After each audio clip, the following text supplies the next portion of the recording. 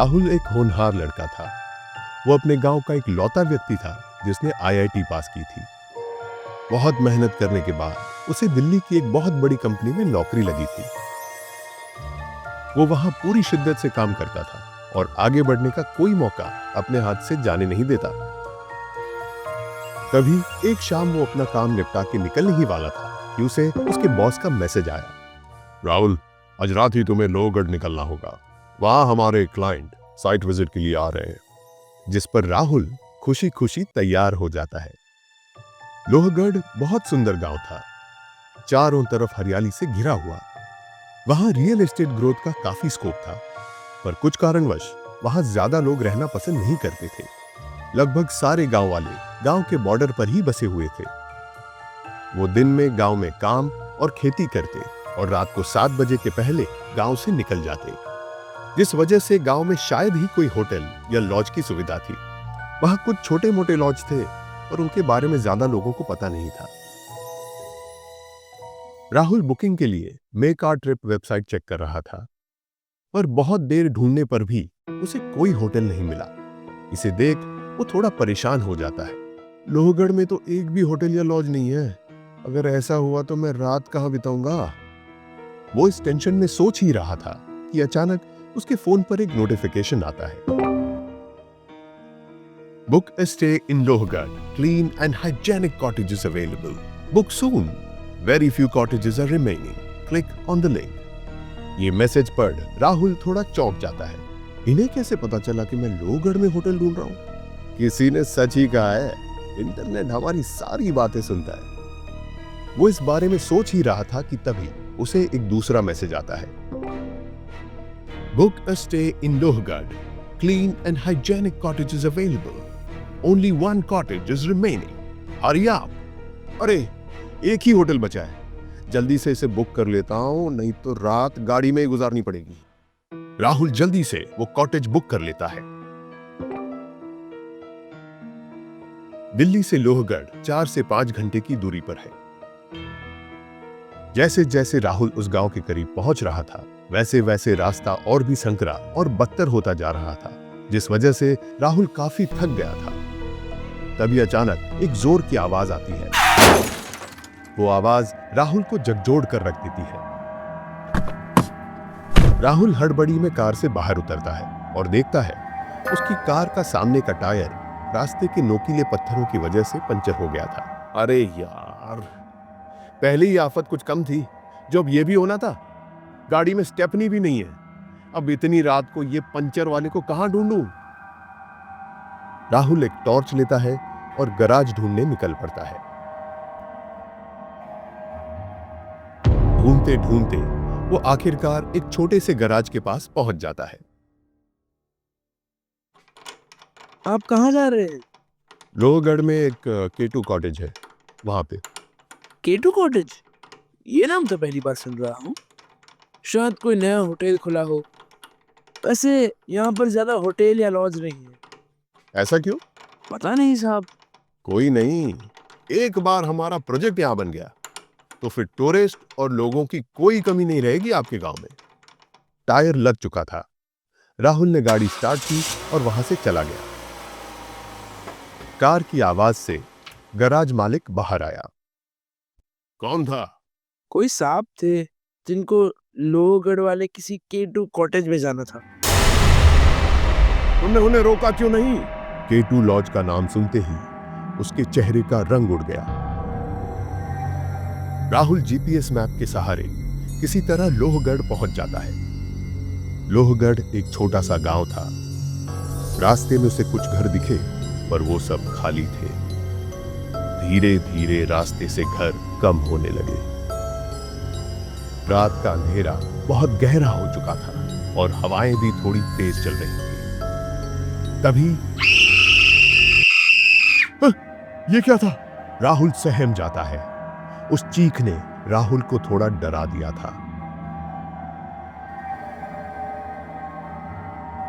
आखिरकार राहुल केटू कॉटेज पहुंच जाता है। वो कॉटेज दिखने में बहुत पुराना लग रहा था, जैसे कि कई सदियों पहले बना हो। उसे गेट के यहाँ कोई सुरक्षा गार्ड नजर नहीं आया। ये देख राहुल जोर जोर से कार का हॉर्न बजाने लगा, लेकिन कोई गेट खोलने नहीं आया। चिढ़कर राहुल कार से उतरा और खुद से गेट खोलने लगा कि तभी एक पतला सा लड़का उसके सामने आ गया। अचानक उस लड़के को सामने देख राहुल थोड़ा डर जाता है।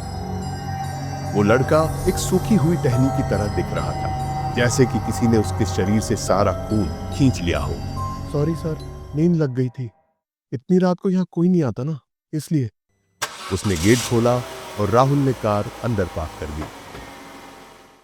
सर, सारा सामान रख दिया है, आप फ्रेश होइए, तब तक मैं खाना टेबल पर लगा देता हूं। ये कहकर वो केयर टेकर वहां से चला जाता है। इस ट्रिप ने तो मुझे थका ही दिया है, चलो नहाकर थोड़ा फ्रेश लगेगा। बाथरूम में जाते ही उसने पानी का नल खोला, लेकिन पानी नहीं आया। ओह, ये क्या बात हुई? इतना भी इनसे हैंडल नहीं होता। तभी अचानक लाइट चली गई और शावर से जोर जोर से गर्म पानी आने लगा। राहुल ने तुरंत नल बंद कर दिया। क्या बकवास डे है ये, जलते जलते बच गया। अंधेरा इतना गहरा था कि राहुल को अपने हाथ तक नहीं दिखाई दे रहे थे। जैसे तैसे वो अपने फोन तक पहुंचा और फ्लैशलाइट ऑन कर स्विच खोजने लगा, पर बहुत ढूंढने पर भी उसे लाइट स्विच नहीं मिला। वह बाहर निकला और केयर टेकर को कॉल करने लगा,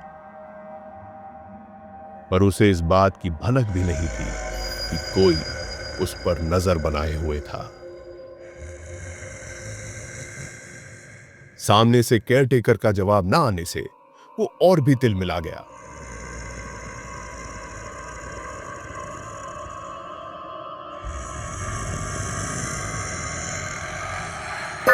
तभी अचानक से लाइट वापस आ जाती है।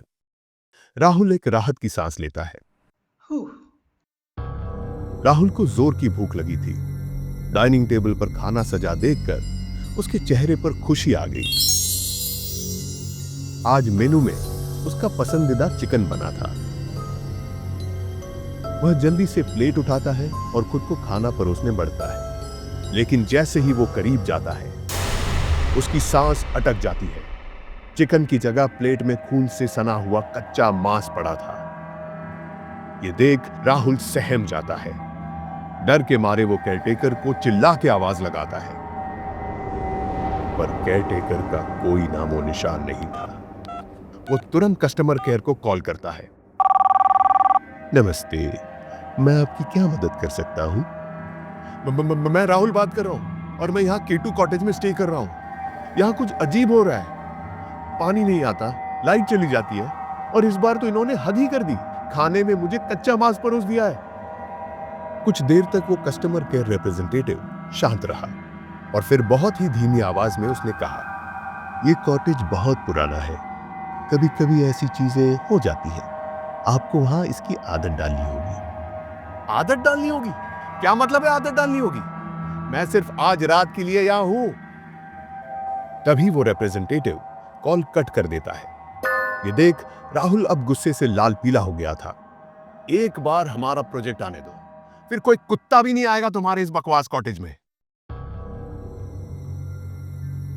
थका हुआ राहुल अपना मन बहलाने के लिए टीवी चालू करता है, लेकिन स्क्रीन पर सिर्फ अंधेरा छाया हुआ था। उसने रिमोट से चैनल बदलने की कोशिश की, लेकिन हर चैनल पर सिर्फ झिलमिलाती काली स्क्रीन दिखाई दे रही थी। तभी अचानक टीवी पर एक धुंधली पुरानी तस्वीर उभरने लगी। थोड़ा ध्यान से देखने पर उसे महसूस हुआ कि वो तो केयरटेकर का चेहरा है, लेकिन उसकी आंखें खोखली और चेहरे पर एक अजीबोगरीब डरावनी मुस्कान थी। राहुल के रोंगटे खड़े हो गए। उसने जल्दी से चैनल बदला, लेकिन अगला चैनल भी वैसा ही था। अंधेरे में घूरती वही डरावनी छवि। अब स्क्रीन से एक धीमी फुसफुसाहट जैसी आवाज आने लगी।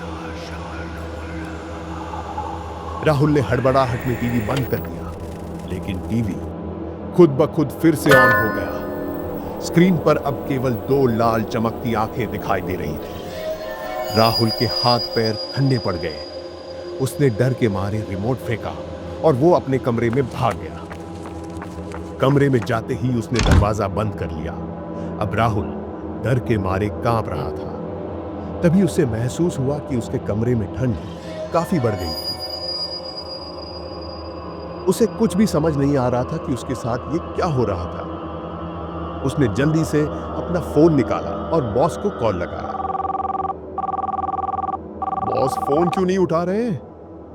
बॉस फोन न उठाते देख राहुल वापस बुकिंग ऐप ओपन करता है, पर जैसे वो ऐप लोड हुआ उसके पैरों तले की जमीन खिसक गई। वो देखता है कि इस होटल के नाम से उसके ऐप में कोई बुकिंग नहीं थी। ये देख राहुल के पसीने छूटने लगते हैं। वो केयरटेकर को ढूंढते हुए रूम से बाहर भागता है, पर जैसे ही वो कमरे के बाहर पहुंचा तो देखा कि वहां कोई भी नहीं था और वो पूरा कॉटेज के आसपास का गार्डन एरिया अब भयानक जंगल में बदल गया था। राहुल अब डर के मारे कांप रहा था। यहां रुकना सही नहीं है। वो वापस रूम में अपना सामान लेने जाता है। जैसे ही राहुल दरवाजे के बाहर पहुंचता है, पीछे से एक गूंजती हुई भयावह आवाज आती है। क्या दिक्कत है इस कॉटेज में? जैसे ही वो भयानक आवाज गूंजी, राहुल का खून जम गया। उसकी सांसें भारी हो गई, लेकिन हिम्मत जुटाकर उसने धीरे धीरे कांपते हुए पीछे मुड़कर देखा। उसके ठीक सामने एक प्रेत खड़ा था, एक सड़ी गली मुस्कान के साथ सीधे राहुल की रूह में झांक रहा था। यहां आने का रास्ता तो है, पर जाने का कोई रास्ता नहीं।